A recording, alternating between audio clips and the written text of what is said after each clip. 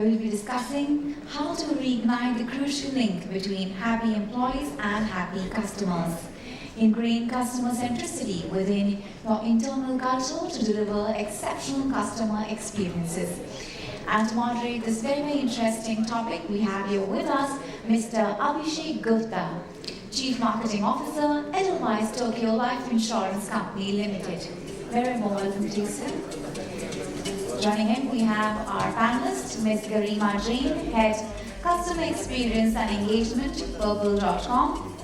Mr. Nilesh Borgharkar, Senior Vice President, Customer Support and Service, Shadi.com. Ms. Anchal Mahajan, Head Customer Experience, InsuranceDekho. Mr. Sudeep Chawla, Vice President, Marketing and Services, Pidilite Industries Limited. Mr. Supratik Sengupta, Head Marketing, OTC Lupin Limited. Ms. Gnanavi, Muthukana, Regional CX Business Leader, Freshworks. Ms. Kavita and Harry, Head OrgDev and Innovation, blinkX by Jain Financial Limited.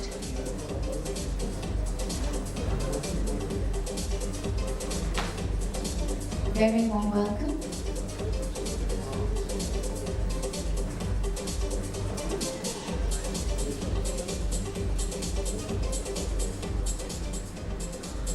You can please take your seats till the mics are getting arranged.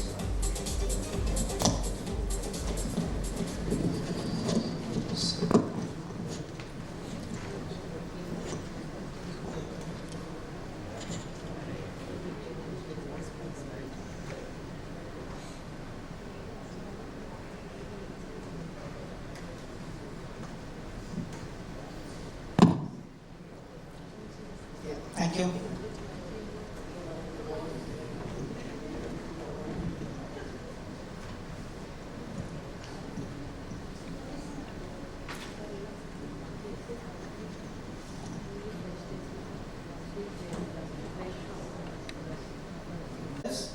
It's a topic because it marries two very widely accepted and widely acknowledged concepts.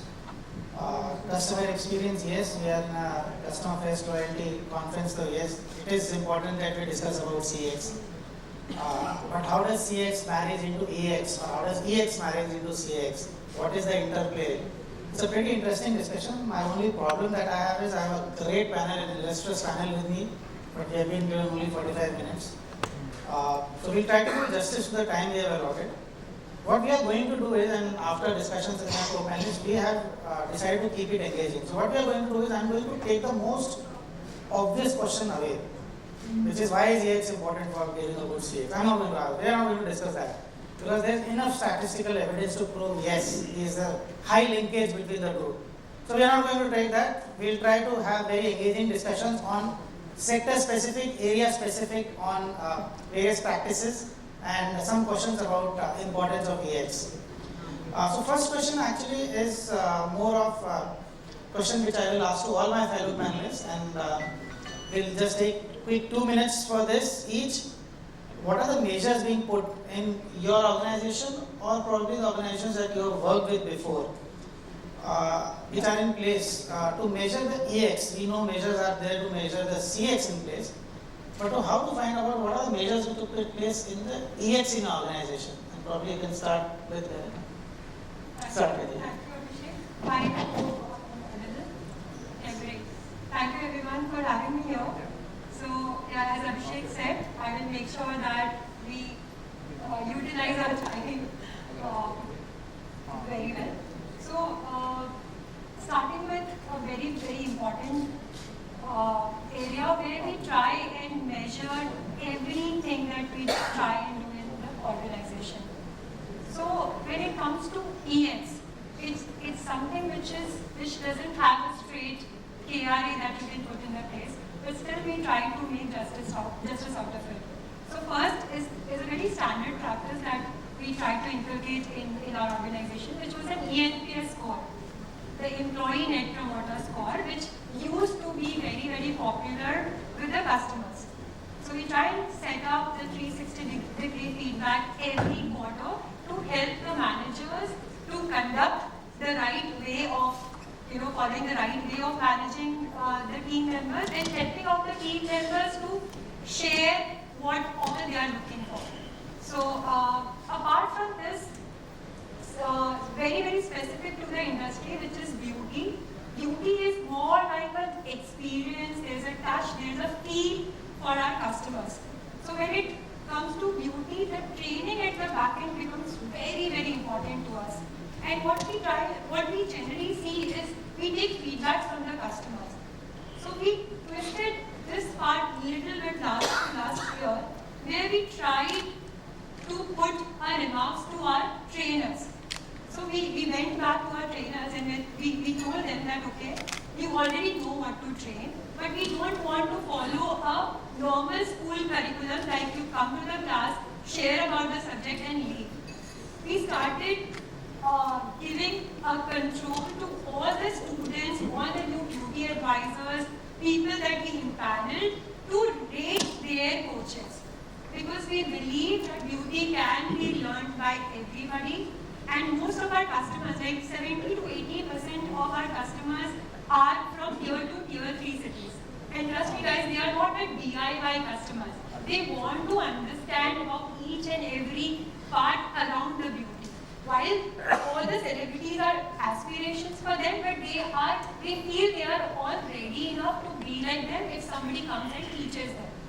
So we made sure that all our trainers convert into coaches, make sure that there is a customized training program made for all the people on the floor which directly interact with the customer at the shop level, and then help them like a strong tool to deliver that experience.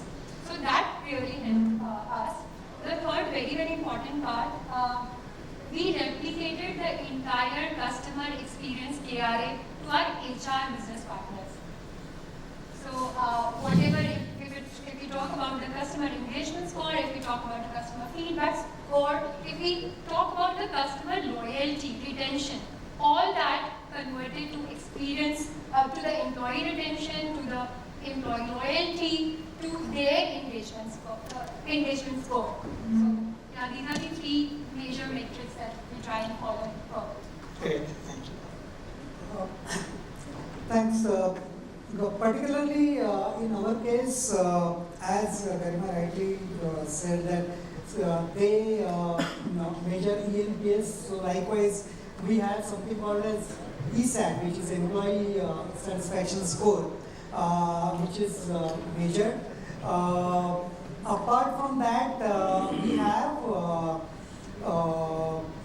have actually deployed technology. There is a chatbot called Lina. So any employee at any given point of time can talk to Lina and can give his feedback. Now that is that is very, very important, because at times employee feels that even HR business partner could be biased. So this directly goes to the HR head and department head. So there are no filters in between. So that is another way of measuring. And third, but I think according to me is the most important thing, is your employee will be giving you most honest feedback when that employee is leaving your organization. And therefore we give a lot of importance to exit interviews. And then there is a score tied to that exit interview. So we keep monitoring for each department what is that score, how that score can be improved, and what are the areas of opportunity. So these are the three main initiatives which I feel are playing very important role. Okay. On similar lines, we have, and I've only worked in 2 organizations, including the current one, Cadbury and Pidilite. In both the organizations, we have something called a pulse survey that you do within the organization. And then you subscribe to a syndicated survey like a Sustainable Engagement Survey, SES. What that allows you to do is, one, see what are the areas that you are making progress on. Identify cohorts where you possibly have some way to go, and thereby create policies, processes, and initiatives which will help you address your engagement amongst those cohorts. And the idea possibly around this was that engagement is a cumulative score of happiness, as well as how enabled the employees feel. And that's what I've seen across both the organizations. So at Freshworks, actually, what we do is, where I agree with most of the things that we have spoken about so far, that we definitely conduct a lot of surveys and we understand what is it that exactly the employees are going through. But fortunately, I think as a company, we actually are also into developing a lot of tools which will actually enhance the employee experience, right? So what we actually do is we have a lot of tools internally where we can track our customers' health and how has their journey been and how has their product usage been. And based on that, we actually take a lot of feedback from their employees as to what were the hurdles they faced, say while they were helping out a customer, what exactly is the thing they were stuck with, or did they need collaboration or did they need training. So we take that feedback in multiple aspects. Like we do take the other surveys, but what we do is we also go one step down and we try to understand that what exactly is that they need to ensure that they would be able to have a better customer experience and also help their experience be better. So I think that's something we do incremental in terms of ensuring that we have the right kind of tools for our employees and they are enabled on this. Okay, great. Anchal. Adding on to what my fellow panelists have said, mostly we do all this also. Additionally, they say that only the tree who is nurtured will bear good fruits. So we ensure that employees out here at InsuranceDekho are well trained and engaged, so that when they are going and meeting the customer, they give the best of that. Additionally, we also ensure the culture that we follow is happy. So work-life balance is just a myth for anybody if you are derived by your passion to elevate employee experience, and that's what we strive to do at InsuranceDekho. Great. Kavita?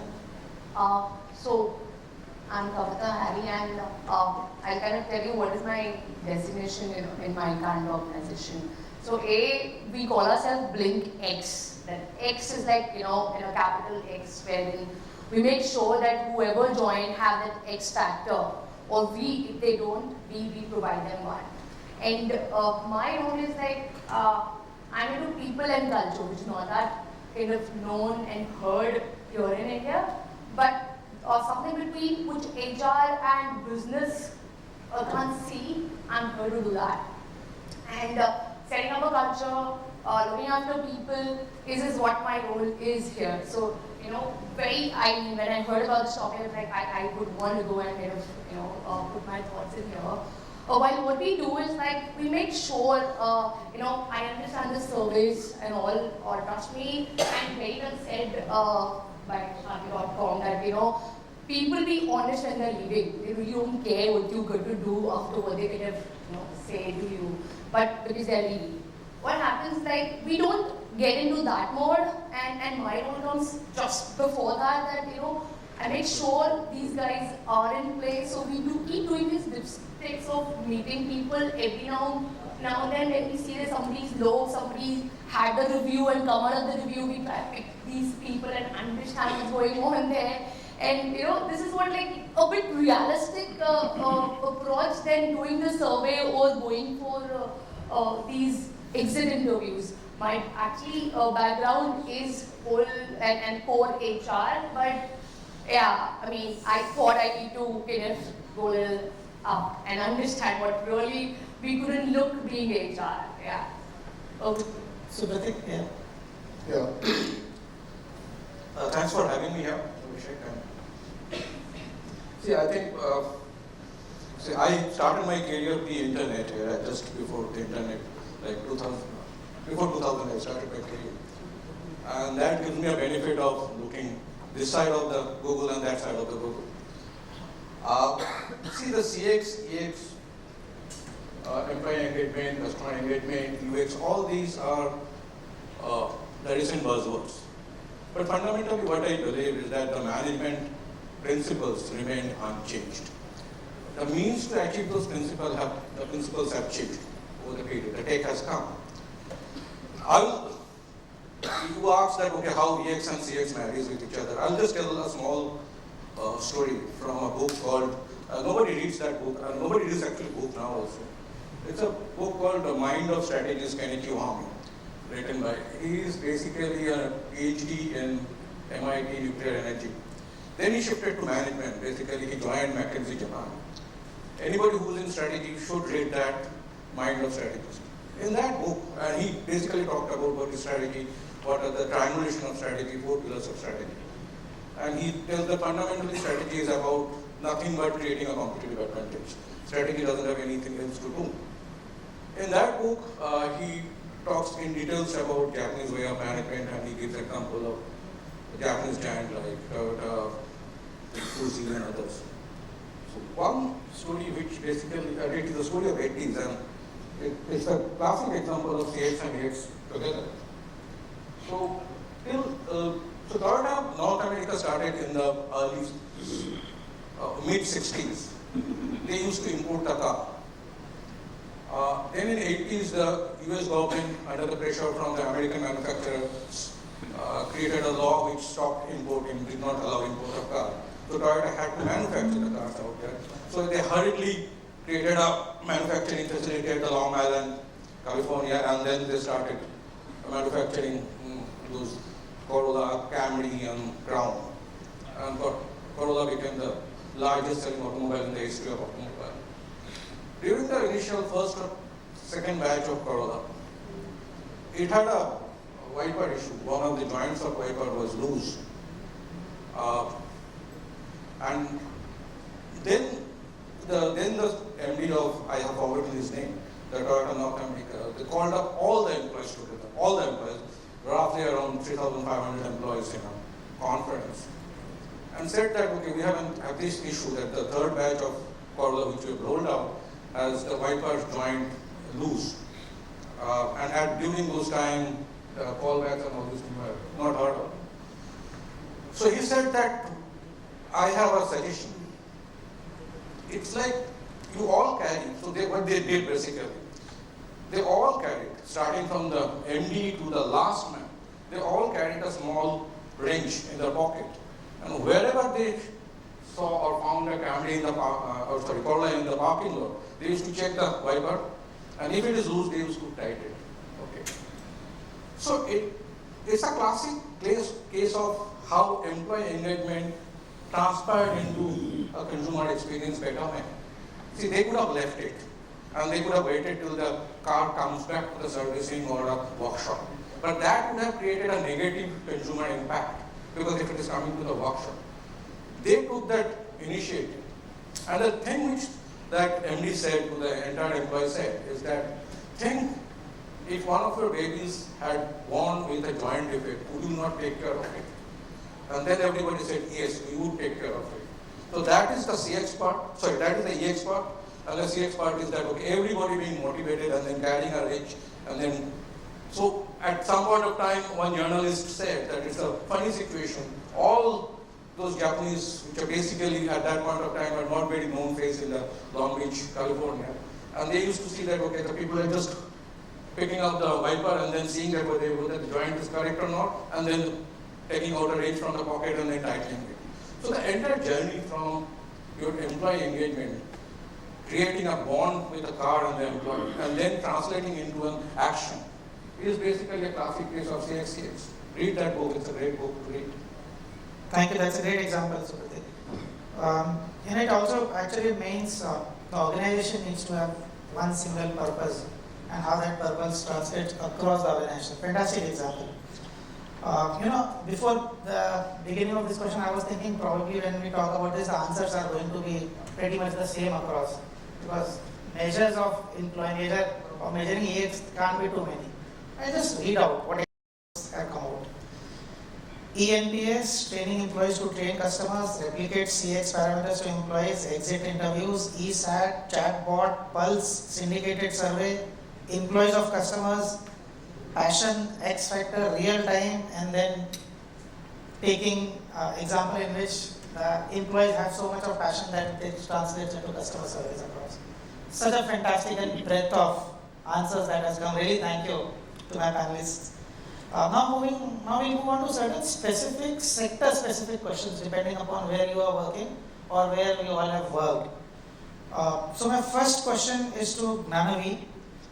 You're with Freshworks, and Freshworks essentially is a B2B company. But my question to you is, in a B2B company, and probably some part also extends to B2C, majority of the employees actually do not interact with customers. So, and therefore, does a high CX score, then how can we say this philosophical question that high CX, high EX moves into higher CX? Because the employees are not interacting with the customers. Right. So firstly, thank you so much for that question, and I think this question was really important, and let me tell you why do I feel it important, right? So often what we feel is that, any business, we feel that we should enable the customer support team to actually have a platform where they can engage with the customers directly. But often what we ignore is that we do not provide access to a lot of other background teams, which would actually probably require an insight or a platform where they have to engage with the customers, right? And this could happen in B2B or even a B2C scenario. Now, let me take an example of, say there's a customer of ours, like Freshworks. We are into, selling B2B solutions for other companies. And let's say there's a customer of Freshworks that ideally has an issue with, say one of the solutions that we've given, and they have reached out to our customer support team. Let's take two imaginary scenarios here, right? And towards the end, I would love to hear from you as to which scenario you would want to be in. So say scenario one, where you're having this SaaS company and the customer has reached out to you with an issue. The customer has come to the support agent and said that, hey, I've subscribed to the solution and I'm unable to use it. Can you help me with an answer? Say now this customer support agent goes back to the developer team, product architect team, and he goes back to 10 other stakeholders and tries to understand who is the right person to solve that. And then they take a day to do that, and say after 2 days they come back with the right person, and that person asks a set of questions, which your customer support agent has to then go back to the customer, seek answers, and then they realize that, hey, you need a support of a third person. Right? And this goes on for 10 days, and say on the 10th day they finally understand who's the person and start the re-engagement. So that's scenario one, and say a scenario two where you have your product in place as a company where you have every team access to the customer support portal, and there's a customer who raises a ticket. And say based on the kind of issue they have raised, it automatically gets tagged to the right stakeholders. And how easy does it become when the stakeholders who are involved understand the right impact of what this issue is causing to the end customer, right? So which scenario would you love to be in? Is it one or two? I'm pretty sure that all of us here would want to be in a scenario two, because when the customer is coming to us already who's like too frustrated and that issue is having some kind of a business impact, we definitely don't want to go and start all over again and take a generic approach. Rather, we take a customized approach. And how do we do that? By simply enhancing our employee experience. And that's what we as a company do as well, wherein we have built products not just in the employee experience space, but in the customer experience space. And that's how we integrate both of them and ensure we provide a seamless experience for our employees, so that ultimately our tagline that's improving the customer delight actually happens. So that's something that I think we predominantly do in the B2B segment, and not just in B2B, even in B2C. For example, Purple, right? Like they use our products for their set of internal stakeholders, the customer support team, and not just that, a lot of other teams that support customer support team. So, we have seen that we have been able to help them to improve their delivery or the way they engage with their customers simply by ensuring that all the teams related to customer delivery or support is integrated. So, I think, towards the end, I hope I was able to address that it is really important that we ensure all the employees, irrespective to they are going to interact directly with the customer or not, but have an access to the platform which has everything, so that we create a seamless experience for them, which relates to a great experience for the customer. Nice, thank you. So you are actually saying that the kind of passion your company displays for delivering products to the customer by building a tech backend, same is available for employees also. So employees problems also probably, and a tech-based solution is available to them so that they can work seamlessly. Excellent. And since you mentioned Purple.com as one of your customers, I'll come to Garima. Garima, typically, you come from a startup. Purple is a startup, and you also have been a founder of a startup earlier in your earlier time. So typically in a startup, now we have seen that there's a lot of focus on EX at the beginning. But gradually as the realities of business, realities of pressure start coming in and business starts going up, the focus on EX starts to dilute a little bit. And so is there a way that startup companies can continue building on EX in order to deliver a superior service? You just spoke my heart out, because trust me, witnessing the journey of startup to Purple today being 1.1 billion valuation in just a matter of time, we have seen all that. So, but yes, as a startup, one thing is very, very common with the culture. We are hustlers and we are very, very humble. So you walk into our office and you talk to anybody, you would not be able to understand anybody's designations or a hierarchy. So this has always been there. This is still there. Second thing, in the first year of growing, where when we had like a D or an E series of funding, our environment completely changed. We had a lot of professional, a lot of CXOs coming in. So we divided the complete employee experience into two parts. First is the physical experience, which we try and talk about all the necessary privilege that an employee has to get, like right kind of medical insurance, right kind of leaves, policies, engagement, off-site, party plans, etc., etc. And then we divided the second level on the empathy experience for an employee. So each and every physical experience, we try to see whether we can go beyond that and try and create an empathy around that. For example, if I pick up policy around the leaves, so we try to introduce a leave donation policy for the people, because we had an experience where an employee was out of all the leaves because of some medical issues at her place, and we did want to help her as a company, but we also realized, what if we make her feel she belongs to? There is a whole society who is there to help you, is standing with you. And we just, having to share a word with the people around, and we saw that each and every employee happened to donate their leaves to her. And that's how she managed to operate at her level and feel very happy about it. The second very important thing on the medical policy, we did face some incident where another team member in my team only, he was out of the complete medical insurance policy for which he had taken for his father, and we did the same, ask for the contribution from the employee around, also announced that we'll double up the contribution from the company side and we'll try and help them. So these are some of the things that made the employees be a part of it, because most of the experience, as a customer also, when we go and buy a stuff or when we interact with people, it's not the product that we remember. What I personally feel, I always remember how I was treated. Did I feel unique in the entire customer experience? Were I treated as a unique person, or was I important enough for the surrounding?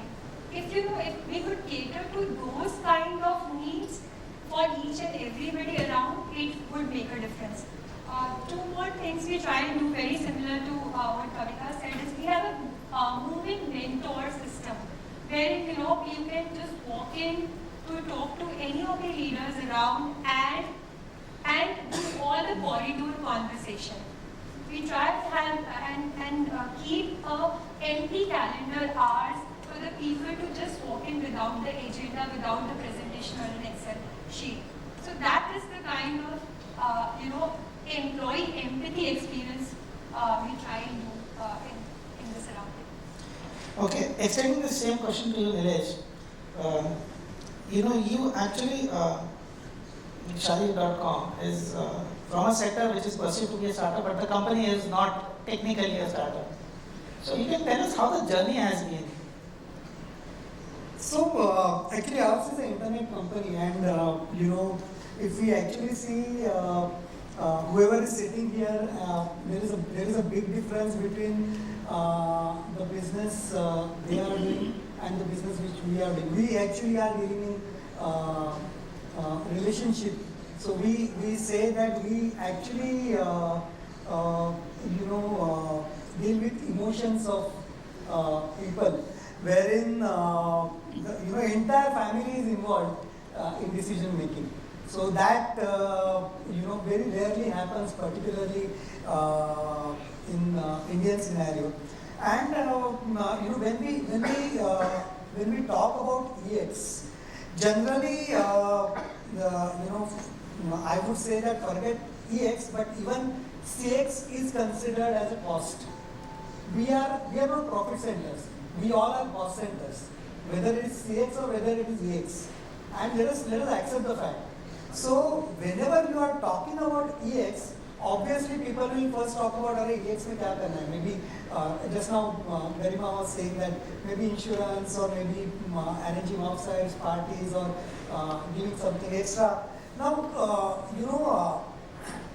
these are probably the most common things one can do. But we believe that apart from that, what else we can do which will enhance the employee experience, and we feel that whatever they are doing day in and day out, how we can make their life easier. So the most important thing is when we are giving them accountability has to come with empowerment. If you are regimenting something, regimenting has to come with the reward, and that is what we do. Most importantly, in our organization, CX is everybody's responsibility. So we have review meetings, but our review meetings are not siloed. We call them as CFT meets every month, when even if business is going to have review meeting, in business meeting, there will be one person from HR, there will be one person from finance, there will be one person from service, and everybody, all the stakeholders contribute there. Similarly, in service CFT also, other people will be there. Another thing is, this is how we try to break the silos. And because of that, every single person contributes there. Another thing is, we try to set the context at the time of onboarding itself. So whenever we are onboarding a person, at that time itself we set the context, we set the expectation, what is expected out of you and what you can expect from others. And if you are not getting that, probably you are very well welcome to use all the ways and means to escalate it further. The most important thing is, we have something called as, there are two programs. One is COP, we call it as COP, which is Customer Orientation Program, wherein every single person in the organization, apart from CFS, CFS is customer facing staff. So customer facing staff, you will always find they are talking to the customers. And generally, a classical example of any industry is there will always be a rift between customer facing staff and non-customer facing staff. And just to bridge that gap, what we do is once in a quarter, every single person from the organization, including CEO, goes to the ground and they take customer calls. Now what happens in that is, first of all, the customer facing staff also feels that apart from us, other people are also responsible and they are also here to understand what kind of problems we face on day in and day out. Now, because even technology and product teams are also involved in this, what they do is they take back that feedback and they give that feedback as an input to people who are designing systems and processes. And second program is Be the User. Now, in Be the User program, our people travel across all the offices, and there they sit on the floor and talk to all the people who are attending the customers. Now, one is attending the customers directly, and second is talking to the people who are attending the customers and taking their feedback. So, what happens is, because of this, first of all, we were able to bridge the gap between the two set of people, and these people feel that our inputs are being heard and they are being used as a feedback, and systems and processes are getting built on that. So these are the kind of things we Great. एक time को तो मुझे लगा when you are saying that be a user of Shadia.com and probably try to get it married second time. Sudeep, you work in an industry where there is a heavy reliance on the service delivery is done by a person who is either a distributor or a retailer or a mistri who is working at your house, Dr. Fix-It to handle that category. So, and they are an influencer in this decision. So, how do you ensure that, is there a concept of CX there? And how do you ensure that it is actually there? See, I believe versus everybody sitting in this panel, it is significantly more important for us. The reason is that if your employees are directly servicing the consumer, you have significant control over their knowledge levels, their engagement levels, and therefore you are able to run initiatives. If you have 1.5 million contractors serving the customers, your touch points for them are going to come only once a year, at the very best. And so therefore we have to make sure that every interaction with them is significantly powerful.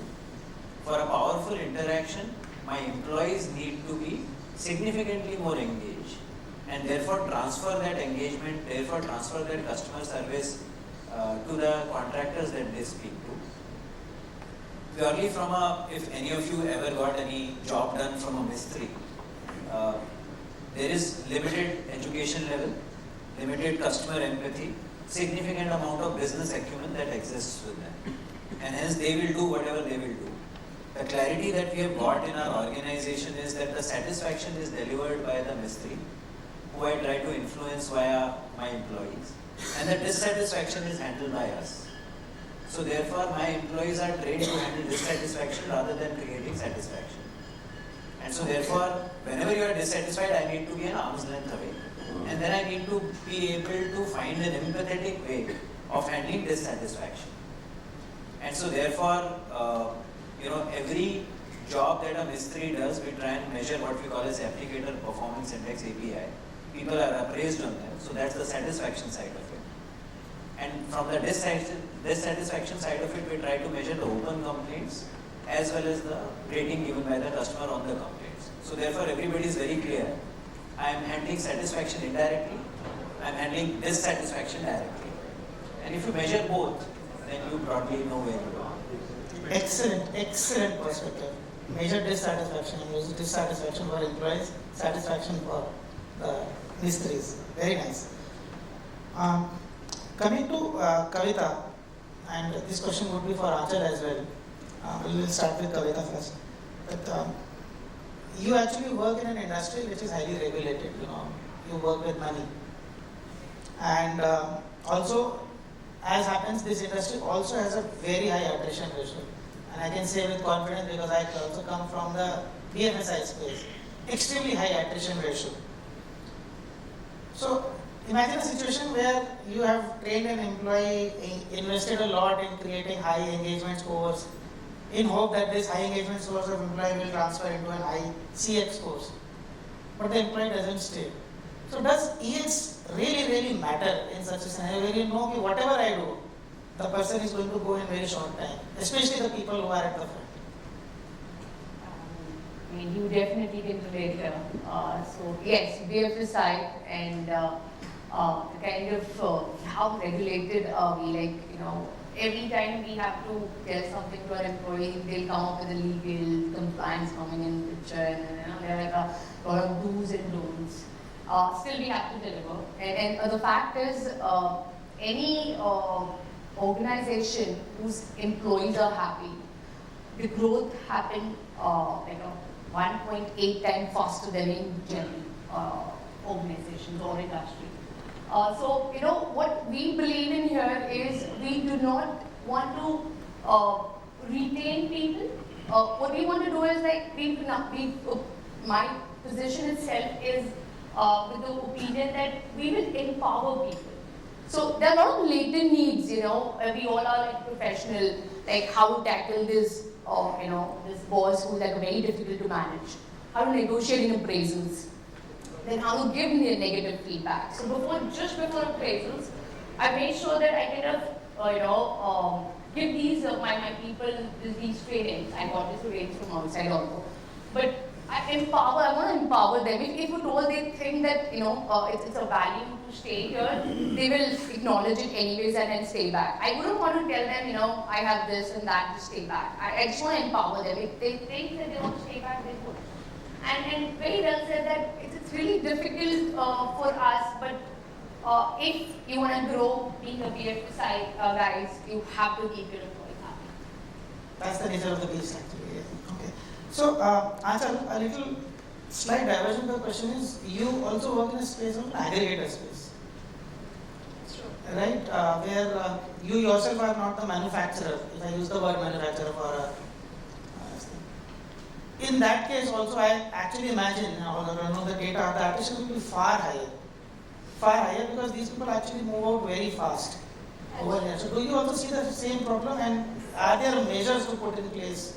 So if I have to talk about from aggregator perspective, Abhishek, what happens is we have such a strong technology in place that even if our partner leaves, there would be an automatically, a lead assigned to that partner that at any given point of time, you would not feel orphaned or left out. So that's the beauty of technology that has come in. Plus the kind of partner engagements that we have.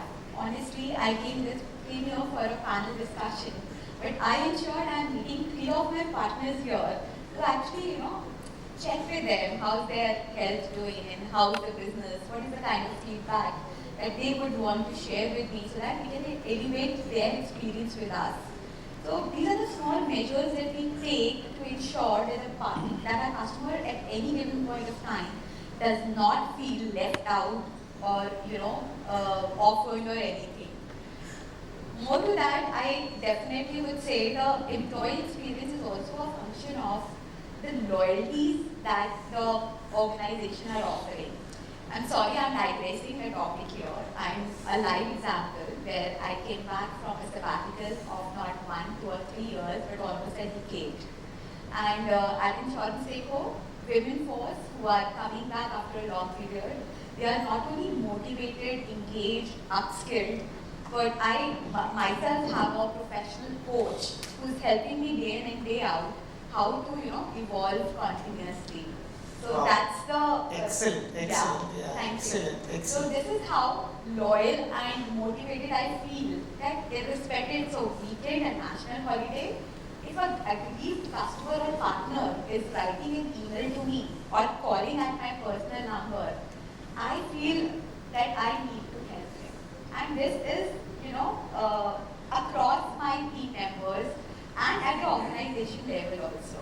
If need be, I will take my founder or a CEO on a call and make him speak to that partner or at least customer, acknowledging the resolution time that he would be coming back to you. Wow. More than that, it is also that, like I also mentioned, that we have an open door policy where the founder or a CEOs or the co-founder, they would just walk up to the employees and just ask them how are things, how we can, and their decision is really valued.